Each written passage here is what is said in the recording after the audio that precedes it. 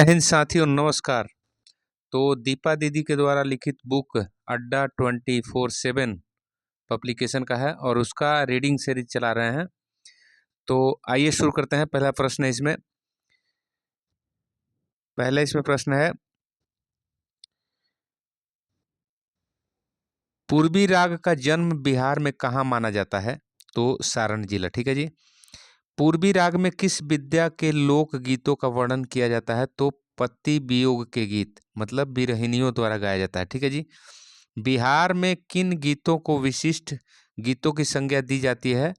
तो पीड़िता के गीत, बिरहा, जोगा, सांपरानी।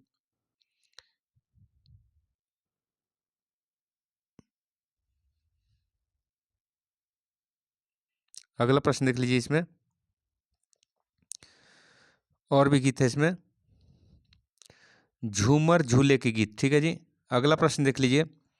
अगला प्रश्न इसमें है, बिहार में विविध गीतों के अंतर्गत किन गीतों को माना जाता है? तो झिंझिया के गीत, झरनी के गीत और पूर्वी गीत। ठीक है जी। विदेशिया गीत, मिथिलांचल का तिरहुती, बटगमनी, मंत्र गीत। ठीक है जी। अगला प्रश्न देख लीजिए। अगला प्रश्न है, बिहार के विदेश क्षेत्र में प्रसिद्ध लोक नृत्य कौन सा है? तो रामलीला नाच, भगत नाच, कीर्तनिया नाच। ठीक है जी। बिहार में डोमकच नृत्य कब किया जाता है? तो पारिवारिक उत्सव, मतलब विवाह के समय। ठीक है जी।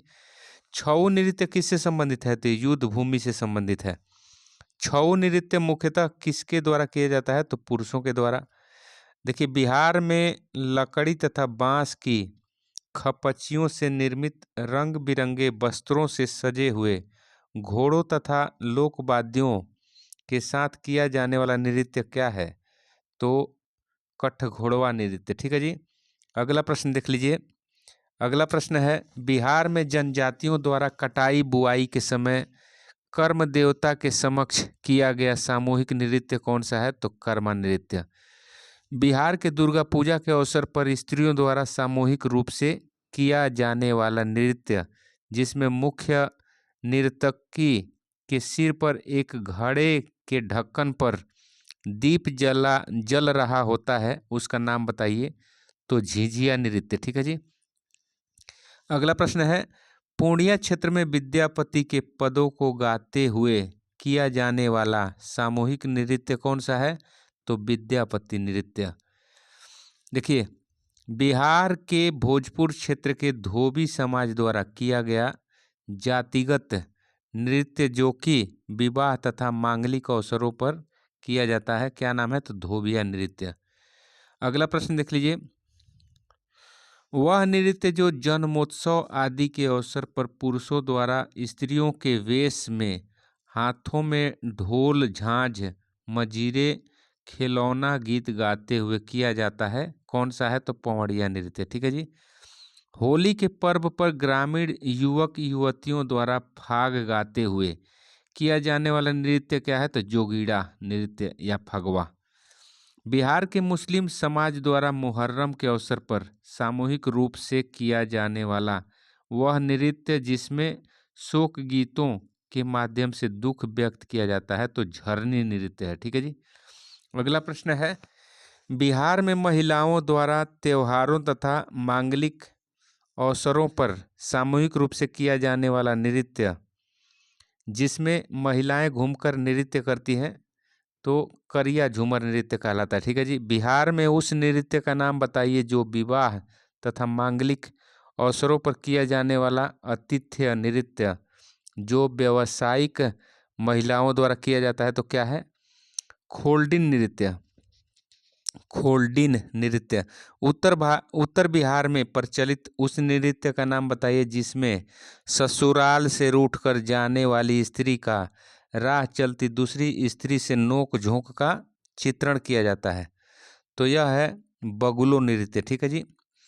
बिहार के उस नृत्य का नाम बताइए जो महिलाओं द्वारा गंगा की स्तुति हेतु किया जाता है, तो गंगिया नृत्य। अगला प्रश्न है, बिहार में सर्दियों में नाविकों द्वारा नृत्य की मुद्रा में गाए जाने वाला गीत का नाम बताइए, तो माझी गीत। अगला प्रश्न देख लीजिए। बच्चों द्वारा बिहार में लोक शैली में किया जाने वाला नृत्य जिसमें गोल घेरा बनाकर गीत गाते हुए घूम घूम कर किया जाता है, गीत गाते हुए घूमा जाता है, तो घोघो रानी नृत्य। ठीक है जी। बिहार के उस नृत्य का नाम बताइए जिसमें मछली बेचने वाली तथा ग्राहकों का स्वांग किया जाता है, तो यह है गोडिन नृत्य। ठीक है जी। बिहार के उस नृत्य का नाम बताइए जिसमें किसान अपने बथान पर भाव भंगिमाओं के साथ गाता नाचता है, तो लौढ़ियारी गीत। ठीक है जी। फसल काटे जाने के बाद किसान परिवारों द्वारा खुशी के उपलक्ष्य में किया जाने वाला नृत्य कौन सा है, तो यह है धनकटनी नृत्य। ठीक है जी। भागलपुर तथा उसके आसपास के इलाकों के प्रसिद्ध वह नृत्य जिसमें महिलाओं के द्वारा पति के परदेश जाने का वर्णन किया जाता है, तो बोलबय नृत्य। ठीक है जी। अगला प्रश्न है, बहन द्वारा किया गया वह नृत्य जो भाई के ससुराल आने पर तथा खाने का अभाव होने पर विरह गीत गाकर किया जाता है, नाम क्या है, तो घांटो नृत्य। ठीक है जी। बिहार में पति पत्नी प्रसंग पर महिलाओं द्वारा किए गए नृत्य का नाम बताइए। इन्नी बिन्नी नृत्य। ठीक है जी। अगला प्रश्न देख लीजिए। बिहार तथा झारखंड में प्रचलित भगता नाच अन्य किस नाम से जाना जाता है, तो देवहर गीत। ठीक है जी। बिहार में सावन के महीने में गाई जाने वाली तथा खेली जाने वाली नृत्य नाटिका का नाम क्या है, तो कजरी। बसंत ऋतु के आगमन पर बिहार में स्त्रियों के द्वारा किया जाने वाला नृत्य कौन सा है, तो बसंती नृत्य। ठीक है जी। होरी नृत्य किस ऋतु में किया जाता है, तो बसंत ऋतु में। मिथिला का वह प्रमुख नृत्य जिसे महिलाओं तथा लड़कियां अपने भाइयों के हित के लिए कार्तिक मास में करती हैं, तो ये क्या है, सामा चकेवा नृत्य। ठीक है जी। अगला प्रश्न देख लीजिए। उत्तर बिहार के मिथिला तथा कोशी क्षेत्र में किया जाने वाला प्रसिद्ध युगल लोक नृत्य कौन सा है जो एक प्रेम कहानी से उत्पन्न माना जाता है, तो जाट जाटिन नृत्य। ठीक है जी। भोजपुर क्षेत्र में प्रचलित उस नृत्य का नाम बताइए जो लड़कों के द्वारा रंग बिरंगे वस्त्रों तथा श्रृंगार करके लड़की का रूप धारण करके किया जाता है, तो लौंडा नृत्य। बिहार के उस नृत्य का नाम बताइए जो योद्धाओं की साहसिक गतिविधियों को दर्शाने के लिए ढाल और तलवार के साथ किया जाता है, तो क्या नाम है, तो पाइका नृत्य। ठीक है जी।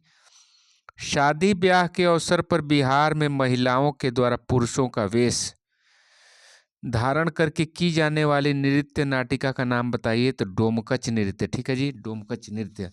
बिहार में परंपरागत साज मृदंग एवं झाल के साथ कीर्तनकारों द्वारा किया जाने वाला नृत्य कौन सा है, तो नारद नृत्य।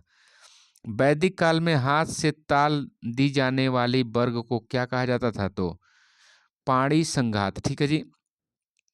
अगला प्रश्न है, सरमुख नामक सुशीर बाध का उल्लेख किस साहित्य में मिलता है, तो सूत्र साहित्य में। देखिए, रामायण काल में बाध वृंद के लिए क्या संज्ञा प्राप्त होती है, तो तुर्य। जातक साहित्य में वृंदवादन के लिए क्या संज्ञा प्रयुक्त की गई है, तो तूर्य। देखिए, पाणिनि ने संगीत के लिए क्या संज्ञा दी, तो शिल्प। पाणिनि ने बीड़ा वादकों को क्या संज्ञा दी, तो परिवादक। पाणिनि ने बीड़ा वादकों को परिवादक कहा। ठीक है। अगला प्रश्न देख लीजिए। दत्तिल ने सप्त स्वरों को क्या कह के संबोधित किया, तो स्वर मंडल। मतंग ने रागों की उत्पत्ति किससे मानी है, तो जाति से।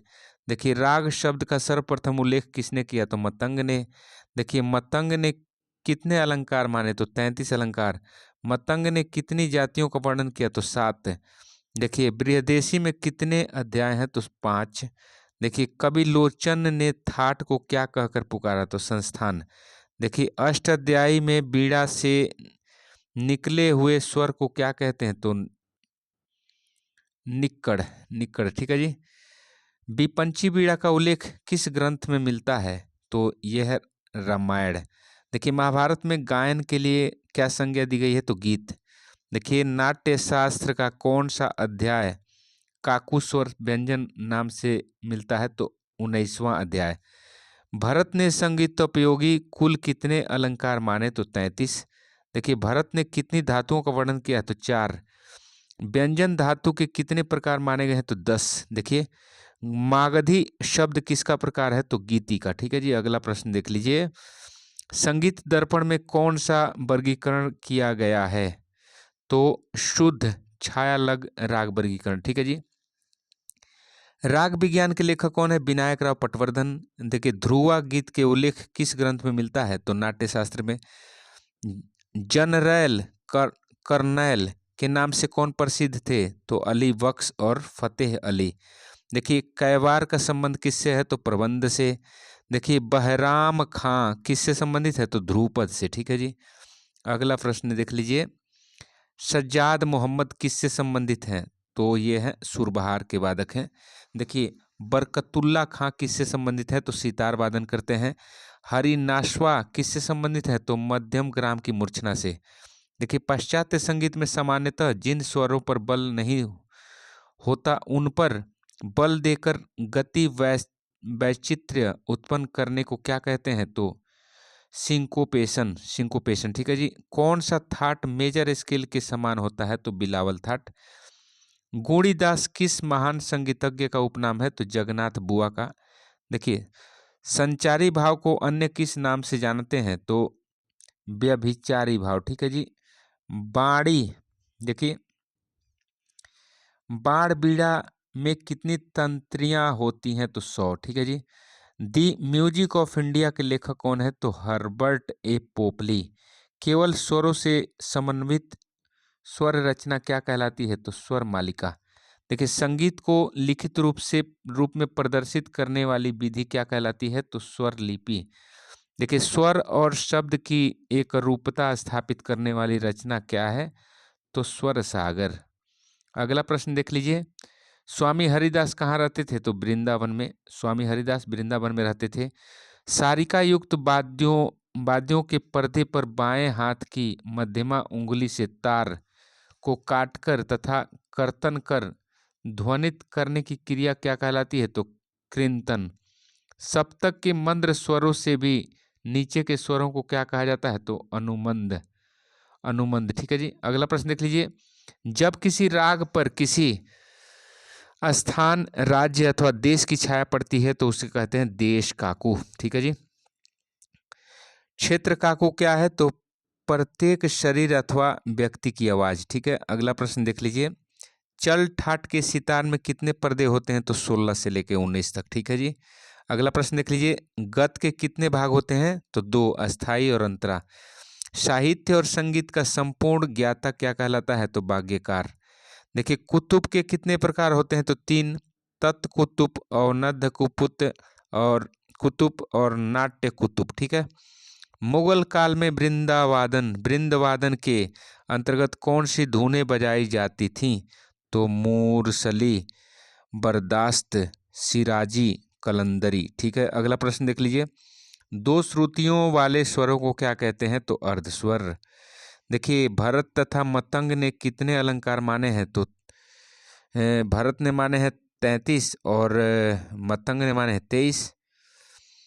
देखिए, रसों के आधार पर तथा समय काल के आधार पर रागों के वर्गीकरण हेतु किस ग्रंथ को जाना जाता है? तो संगीत मकरंद को। अगला प्रश्न देख लीजिए। राग में कौन से स्वर एक साथ वर्जित नहीं होते? तो मध्यम और पंचम। देखिए, प्राचीन काल में रागों का वर्गीकरण किस आधार पर होता था? तो समय के आधार पर। सूर्यांश, मध्याह्न और चंद्रांश। देखिए, मुख्यतः ताने कितने प्रकार की होती हैं? तो 5 प्रकार की। सरल ताने, आरोही ताने, अवरोही ताने, फिरत ताने, रागांग ताने। ठीक है। आहत गमक का आधुनिक नाम क्या है? तो खटका। स्फुरित गमक को आधुनिक काल में किस नाम से जाना जाता है? तो जमजमा, मुर्की, कर्ण, गिटकरी और कृंतन। अगला प्रश्न देख लीजिए। प्लावित गमक का आधुनिक नाम क्या है? तो मीढ़। मीढ़ है। ठीक है जी। त्रिभिन्न गमक का आधुनिक नाम क्या है? पुकार। देखिए, रूप का लिप्ति के कितने भेद होते हैं? तो 2, प्रतिगृहणिका, रूपक, भंजनी। देखिए अल्पत्व के कितने प्रकार, तो 2। देखिए जो रचनाएं ताल में बंधी हो उन्हें निबद्ध कहते हैं। और निबद्ध गान का प्रकार कौन सा नहीं है, तो अलाप्ति गान निबद्ध गान नहीं होता है। कौन सा गान अनिबद्ध गान नहीं है, तो धमार को अनिबद्ध गान नहीं कहते हैं। राग का वह आलाप जिसमें राग के स्वरों का विस्तार राग के 10 लक्षणों के पालन के अनुरूप होता है कहलाता था क्या, रागालाप। रागालाप की दूसरी पीढ़ी किसे कहा जाता है, तो रूपक आलाप को। देखिए अगला प्रश्न देख लीजिए, स्व स्थान नियम के आलाप में आलाप के कितने भाग होते हैं, तो 4। द्वैर्ध, द्वैर्ध स्वर क्या है, तो अंश स्वर से चौथा स्वर। द्वैर्ध, द्वैर्ध स्वर क्या है, तो अंश स्वर से चौथा स्वर। देखिए प्रथम स्व स्थान में आलाप किन स्थानों में किया जाता था, तो द्वैर्ध स्वर से नीचे के स्वरों में। ठीक है जी।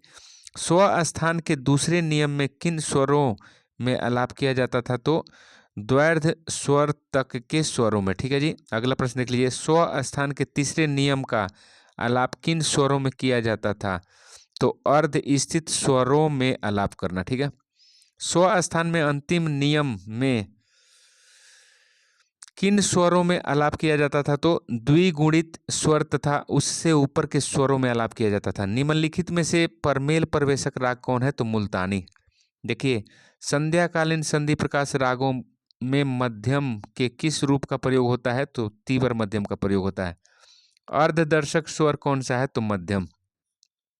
प्राचीन काल में स्वरों के छोटे छोटे स्वर समूहों को क्या कहा जाता था, तो अस्थाई। ठीक है जी।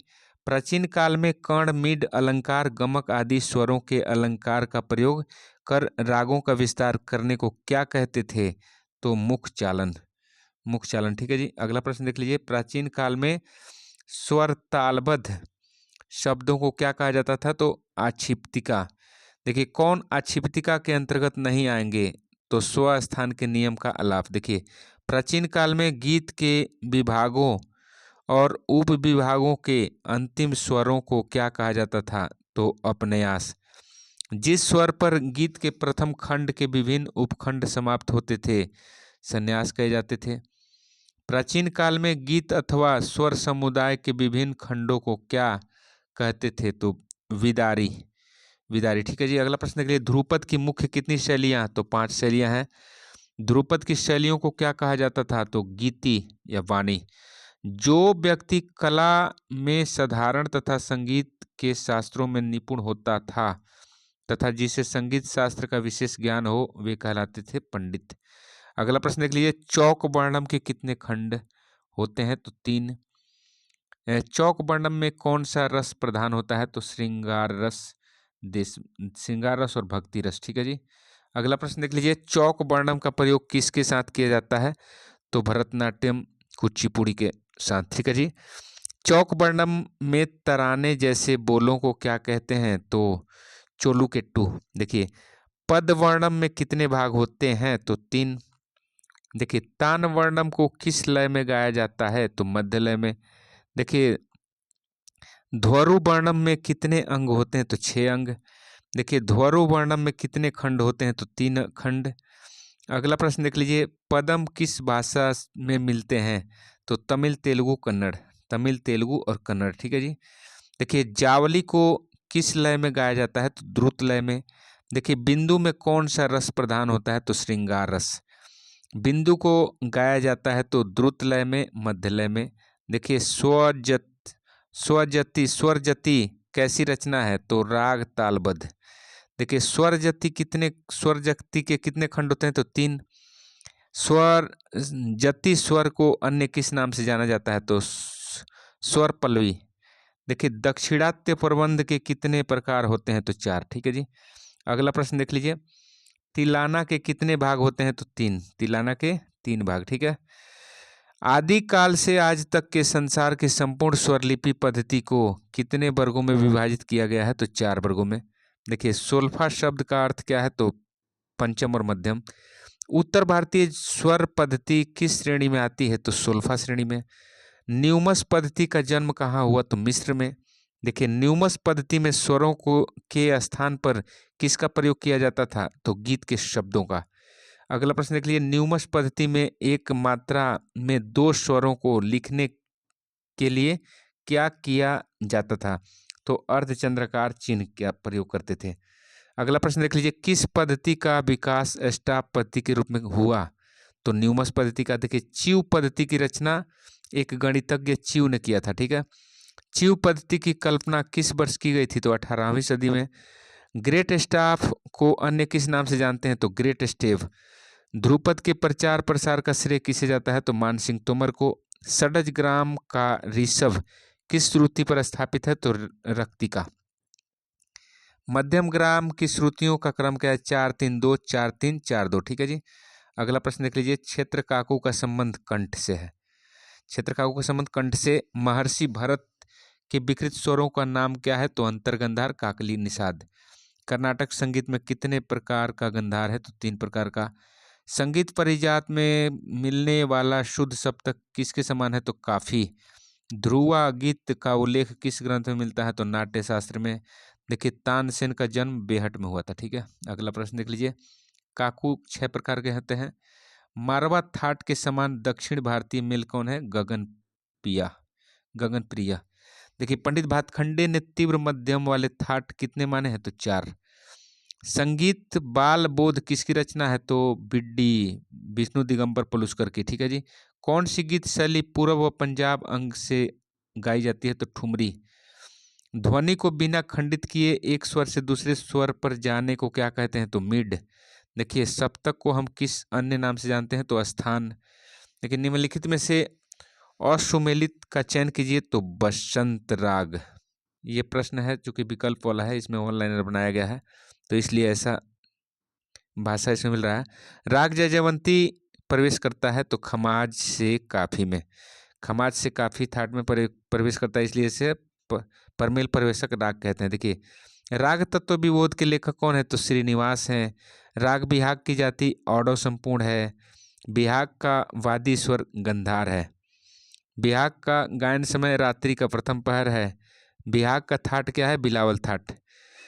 रे और ध स्वरों का प्रयोग राग बिहाग में होता है तो केवल अवरोह में कर्ण के रूप में होता है। ठीक है जी। राग बिहाग में किस प्रकार का गायन नहीं होता? तो ठुमरी गायन नहीं होता है। राग बिहाग के न्यास के स्वर कौन है? तो षडज, गंधार, पंचम और निषाद। ठीक है जी।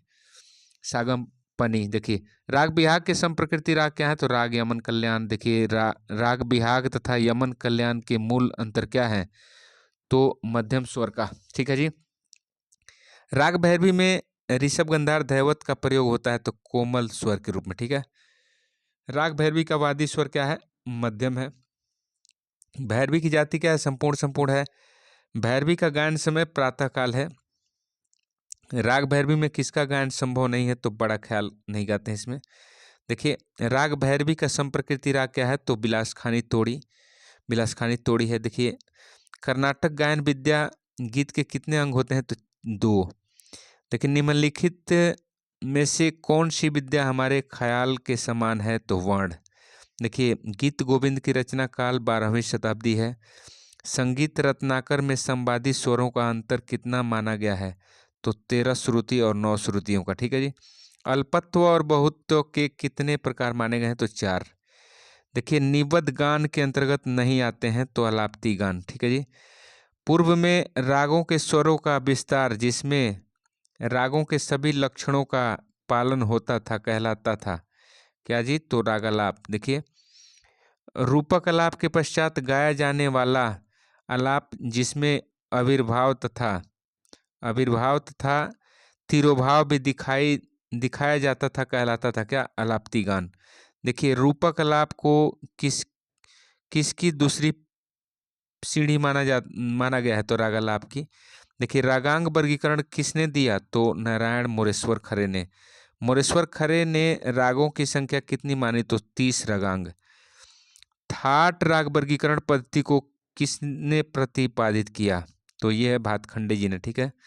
षडज ग्राम में कितने स्वर होते हैं? तो 7 स्वर होते हैं। षडज ग्राम का पंचम कौन सी श्रुति पे होता है? तो 17वीं पे। मध्यम ग्राम में पंचम 16वीं पे होता है। देखिए, षडज और मध्यम ग्राम के पंचम के बीच दूरी का क्या नाम दिया गया है? तो प्रमाण श्रुति। देखिए गंधार ग्राम को अन्य किस नाम से जानते हैं? तो निषाद ग्राम के नाम से। क्रमानुसार सातवीं श्रुति का नाम क्या है? तो रक्तिका। अगला प्रश्न देख लीजिए। क्रमानुसार 13वीं श्रुति का नाम क्या है? मर्जनी, मार्जनी। ठीक है जी। ग्राम स्वर समूह स्यात् मूर्छनादे समाश्रय, यह श्लोक किस ग्रंथ में लिखा गया है? तो संगीत रत्नाकर में। क्रमयुक्ता स्वरा सप्त मूर्छनास्त्वभिसंगीता, यह श्लोक किस ग्रंथ का है? तो नाट्य शास्त्र का। मूर्छना व आरोह अवरोह में क्या अंतर है? तो मूर्छना ग्राम से उत्पन्न होती है, परिवर्तनीय है। देखिए षडज ग्राम की गंधार से शुरू होने वाला मूर्छना का नाम क्या है? अश्वक्रांता, अश्वक्रांता हो गया। ठीक है जी। अगला प्रश्न देख लीजिए। षडज ग्राम की चौथी मूर्छना का नाम क्या है? तो शुद्ध षडज। षडज ग्राम की चौथी मूर्छना किस थाट के समान है? तो असावरी थाट के समान। षडज ग्राम की दूसरी मूर्छना किस थाट के समान होती है? तो बिलावल थाट के समान। षडज ग्राम की सातवीं मूर्छना किस थाट के समान है? तो भैरवी थाट। षडज ग्राम की पांचवी मूर्छना किस थाट के समान है? तो खमाज थाट के अनुसार समान है। षडज ग्राम की छठी मूर्छना किस थाट के समान है? तो कल्याण थाट। षडज ग्राम की पहली मूर्छना किस थाट के समान है? तो काफी थाट। ठीक है जी। अगला प्रश्न, पाश्चात्य शैली में स्वर लिपियां प्रचलित रही? तो 4 प्रकार की। किस स्वर लिपि में शब्दों को रेखाओं के ऊपर नीचे लिखकर स्वरों को ऊंचा नीचा दिखाया जाता था? तो न्यूमस में। किस स्वरलिपि पद्धति में 2 स्वरों को एक मात्रा में लिखने के लिए उल्टी अर्धचंद्राकार रेखा का प्रयोग किया जाता था? तो न्यूमस, न्यूमस। किस स्वरलिपि पद्धति में स्वरों के नाम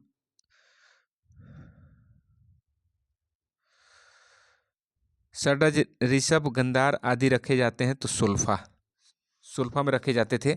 कितनी रेखाओं के समूह की ग्रेट स्टेप कहा जाता है? तो 11, 11 रेखाओं के समूह को ग्रेट स्टेप कहा जाता है। देखिए अगला प्रश्न देख लीजिए। च्यू स्वरलिपि पद्धति का आविष्कार कौन सी सदी में हुई? तो 18वीं सदी में। किस पद्धति में गणित के अंकों का सहारा लिया गया? तो च्यू में। देखिए स्टाफ पद्धति संशोधित रूप है किसका? तो न्यूमस पद्धति का। देखिए 11 रेखाओं के 2 विभाग करके कितने सप्तकों का निर्माण किया गया है? तो 2। ठीक है जी। अगला प्रश्न देख लीजिए। अगला प्रश्न देख लीजिए। निम्नलिखित में से जी क्लेफ कहा जाता है? तो प्रथम ट्रेबिल को 11 रेखाओं के ऊपरी हिस्से को। ठीक है जी। जी क्लेफ तथा बास क्लेफ के बीच स्थित उभयनिष्ठ रेखा क्या कहलाती है? तो क्लेफ सिग्नेचर। बास क्लेफ में स्वर दिखाए जाते हैं तो मद्र सप्तक के, अति मद्र सप्तक के। ठीक है जी। अधिक स्वरों की आवश्यकता पड़ने पर खींची जाने वाली रेखाएं क्या कहलाती हैं? तो लेजर रेखाएं। अगला प्रश्न देख लीजिए। ट्रेबिल क्लेफ में सबसे नीचे कौन से स्वर के लिए रेखा खींची जाती है? तो मध्यम षडज के लिए। मध्यम षडज के नीचे खींची गई रेखा होती है, कैसा रेखा होती है? तो मद्र धैवत। देखिए ट्रेबिल क्लेफ में सबसे ऊपर किस स्वर की रेखा खींची जाती है? तो तार मध्यम की, तार मध्यम की। कौन सी रेखाओं को आवश्यकता अनुसार बढ़ाया तथा घटाया जा सकता है? तो लेजर लाइन को। किस स्वर को टोनिक स्वर कहा जाता है? तो डो को, सी को। कौन सा स्वर सब डोमिनेंट स्वर कहलाता है? तो ए और एफ, ए कॉमा एफ। देखिए किस स्वर को ऑक्टेव के नाम से जानते हैं? तो तार षडज को। अगला प्रश्न देख लीजिए। फ्लैट नोट कहा जाता है तो कोमल स्वर को फ्लैट नोट कहा जाता है। अगला प्रश्न देख लीजिए। पाश्चात्य शैली में आधुनिक समय में 2 निकटतम स्वरों के बीच अंतर होती है तो एक सेमीटोन का। गंधार से ऋषभ स्वर पर जाने के लिए 2 फ्लैट लगाना होगा। की सिग्नेचर का प्रयोग होता है स्वर को स्थिर करने के लिए ऐसे चिन्ह के रूप में जो स्वरों का विकृत रूप को दर्शाते हैं। वृंदवादन के समय अतिरिक्त स्वरों की आवश्यकता पड़ने पर खींची जाने वाली लघु रेखा जो अतिरिक्त स्वर को दर्शाने का काम करती है क्या कहलाती है? तो लेजर लाइन। ठीक है जी। पाश्चात्य संगीत में विभाग दर्शाने के लिए खींची गई सीधी रेखा कहलाती है बार लाइन। ठीक है जी, बार लाइन। किसी रचना के विशेष भाग की समाप्ति के लिए खींची जाने वाली लाइनें क्या कहलाती हैं? तो डबल बार। डबल बार के बीच अवस्थित विशेष स्वर संगीतियां अथवा किसी भी गीत का विशेष भाग क्या कहलाता है? तो मेजर। किसी रचना की समाप्ति के लिए क्या किया जाता है? अंत की दो रेखाओं के ऊपर समय लिखा जाता है। ठीक है जी। किसी रचना के विशेष भाग को दोहराने के लिए क्या किया जाता है? तो विभाग के शुरू में दो लाइन बनाकर दो बिंदु डाले जाते हैं, या विभाग के अंत में दो लाइन बनाकर दो बिंदु डाले जाते हैं। अगला प्रश्न है, देखिए, जब दो स्वरों को मिड की भांति बजाया जाता है तो वे कहलाते हैं स्लर। यदि विभाग की रेखा दो या तीन या अधिक मात्रा के समान स्वरों के बीच आ जाती है तो क्या कहलाती है? तो टाई। अगला प्रश्न देख लीजिए, हिंदुस्तानी सम के समान बल देने के लिए स्वर के ऊपर लिखा जाता है एस एफ और एफ जेड। एस एफ और एफ जेड स्वर का शेक करना कहलाता है टी आर लिखने पर। ठीक है जी। स्वर रचना की समाप्ति के लिए अंत में फाइन लिखा जाता है। पाश्चात्य संगीत में न्यास को क्या कहते हैं? तो पॉश। देखिए, मेजर में अवस्थित मात्राओं को क्या कहा जाता है? तो बीट्स। पाश्चात्य शैली में एपोगिएरुटा किसे कहा जाता है? एपोगिएरुटा क्या कण को कहते हैं। पाश्चात्य शैली में एशिया कैचर किसे कहते हैं? तो कण को। देखिए, अगला प्रश्न देख लीजिए, यदि किसी स्वर में टर्न का चिन्ह लगाया जाता है तो उसके पश्चात खटका बजाया जाता है। देखिए जी, ठीक है जी। पाश्चात्य शैली में इन्वर्टेड टर्न का चिन्ह लगाने पर क्या किया जाता है? तो खटका। देखिए, पाश्चात्य संगीत शैली में मोर्डेंट कहते हैं तीन स्वरों की मुर्की को। मोर्डेंट कितने प्रकार की होती है? तो दो प्रकार की। देखिए, भारतीय शैली की 8 मात्राओं को दिखाने के लिए पाश्चात्य शैली में किस नाम का प्रयोग करते हैं? तो ब्रीव। अगला प्रश्न देख लीजिए, पाश्चात्य शैली में 2 मात्राओं को दर्शाने के लिए किसका प्रयोग करते हैं? तो हाफ नोट, मिनिम और 2 क्रोचेट। भारतीय संगीत की एक मात्रा को दर्शाने के लिए पाश्चात्य शैली में प्रयोग किया जाता है तो 2 क्रेयर्स, 1 क्रोचेट का। ठीक है जी। भारतीय संगीत की 1/4 मात्रा को दिखाने के लिए पाश्चात्य शैली में प्रयोग किया जाता है तो सेमी क्वेयर, 2 डेमी सेमी क्रेयर का। ठीक है जी। भारतीय संगीत शैली में प्रयुक्त आदि मात्रा को पाश्चात्य शैली में कहा जाता है केयर, या 1/8 नोट। ठीक है जी। अगला प्रश्न देख लीजिए, पाश्चात्य शैली में किसी भी मात्रा को 1.5 गुना करने के लिए क्या किया जाता है? तो स्वर की दाहिनी ओर बिंदु देते हैं। अगला प्रश्न देख लीजिए। अगला प्रश्न है, मिनिम में साधारणतः कितनी मात्राएं मानी जाती है? तो 2 मात्राएं। अगला प्रश्न देख लीजिए, पाश्चात्य शैली में आधी मात्रा के लिए किया जाता है स्वर के नीचे एक बिंदु। देखिए, यदि स्वर की मात्रा 3/4 कम करनी हो तो पाश्चात्य शैली में किया जाता है स्वर के नीचे एक छोटी खड़ी रेखा। अगला प्रश्न देख लीजिए, पाश्चात्य शैली में यदि किसी मात्रा को 1/4 कम करना हो तो क्या करते हैं? करना हो तो क्या किया जाता है? स्वर के नीचे एक छोटी खड़ी रेखा खींचते हैं और बगल में बाएं ओर एक बिंदु। ठीक है जी। पाश्चात्य शैली में अधिक मृदु स्वर के लिए प्रयुक्त पीपी। देखिए, पाश्चात्य शैली में साधारण स्वर को कहा जाता है तो कैपिटल एम। पाश्चात्य शैली में साधारण तीव्र स्वर को एम एफ लिखते हैं। पाश्चात्य शैली में मृदु स्वर को कहा जाता है कैपिटल पी। संगीत में नाद की कितनी विशेषताएं हैं? तो 3। देखिए, प्रमाण श्रुति किसे कहा जाता है? तो 16वीं तथा 17वीं श्रुति के बीच की दूरी को। ठीक है जी। पाश्चात्य संगीत में माइनर टोन किसे कहा जाता है? तो 3 श्रुति को कहते हैं। देखिए, अगला प्रश्न है, पाश्चात्य संगीत में माइनर होल टोन कितनी श्रुतियों को कहा जाता है? तो 3 श्रुतियों को। पाश्चात्य संगीत में मेजर होल टोन कितनी श्रुतियों को कहा जाता है? तो 4 श्रुतियों को। कंपन कितने प्रकार के हैं? तो 2 प्रकार के। स्वर के ऊंचे अथवा नीचा होने में नाद की कौन सी विशेषता का महत्व होता है? तो नाद की ऊंचाई और निचाई। अगला प्रश्न देख लीजिए, रस तथा भाव के अनुसार श्रुतियों को कितने भागों में विभाजित किया गया है? तो 5 भागों में। ठीक है। अगला प्रश्न, वीर तथा अद्भुत रस दर्शाने वाली श्रुति है दीप्ता। हास्य तथा वात्सल्य रस को दर्शाने वाली श्रुतियां मृदु कहलाती हैं। विश्वासु विश्वासु के अनुसार श्रुतियाँ कितने प्रकार की होती हैं? तो 2 प्रकार की। देखिए, भरत ने किस बीड़ा पर सारणा प्रतिक्रिया संपन्न की? तो ध्रुव बीड़ा पर। देखिए, भरत के सारणा के लिए बीड़ा पर कितने तार? तो 7 तार। पंडित ओमकारनाथ ठाकुर ने प्रमाण श्रुति को क्या नाम दिया? तो कोमा। अगला प्रश्न देख लीजिए, पंडित ओमकारनाथ ठाकुर ने श्रुतियों में कितने प्रकार के श्रुत्यांतर माने हैं? तो 3 माने हैं। अगला देखिए, पंडित भातखंडे के पहले सभी विद्वानों ने स्वर को किस श्रुति पर स्थापित किया? तो अंतिम श्रुति पर। भातखंडे ने सभी स्वरों को किस श्रुति पर स्थापित किया? तो पहली श्रुति पर। अगला प्रश्न देख लीजिए, भरत ने मुख्य कितने श्रुत्यांतर माने हैं? तो 4 माने हैं। अगला प्रश्न देख लीजिए, स्वर कितने प्रकार के होते हैं? तो 2 प्रकार के। देखिए, ईरानी संगीत में कितनी श्रुतियां मानी गई है? तो 24। देखिए, राग सारंग गाया जाता है तो बसंत ऋतु में। बाबुल मोरा नैहर छूटे जाए बंदिश किस गायक द्वारा गाया गया? तो वाजिद अली शाह। छपेली नृत्य कहाँ का लोक नृत्य है? तो कुमायूं का। तबला की वद्दी किस पशु के चमड़े की बनती है? तो ऊंट की। अगला प्रश्न देख लीजिए, चित्रबीड़ा का सर्वप्रथम उल्लेख किसने किया? तो भरत ने किया। देखिए, इस कर्नाटक संगीत में मंच प्रदर्शन में पहले गाने की परंपरा है जाति स्वरूपम। दुर्गा प्रसाद के पिता कौन थे? तो गुदई महाराज।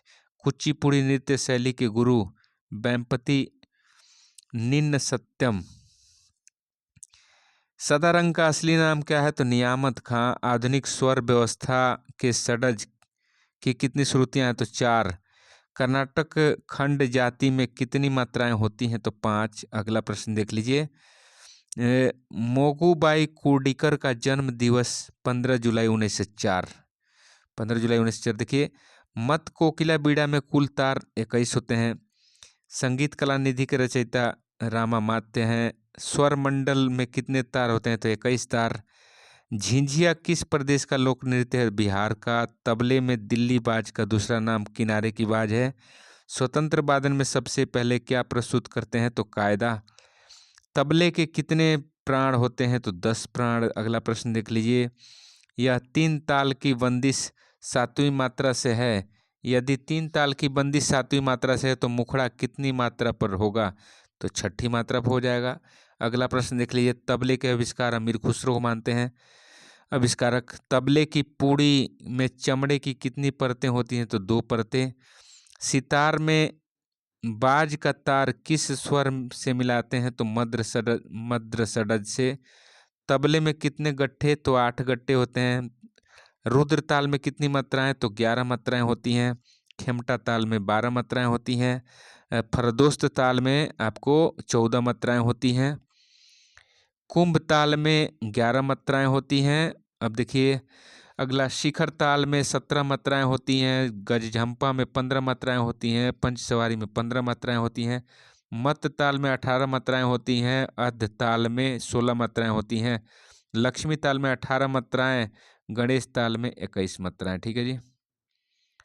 ब्रह्म ताल में 28 मात्राएं।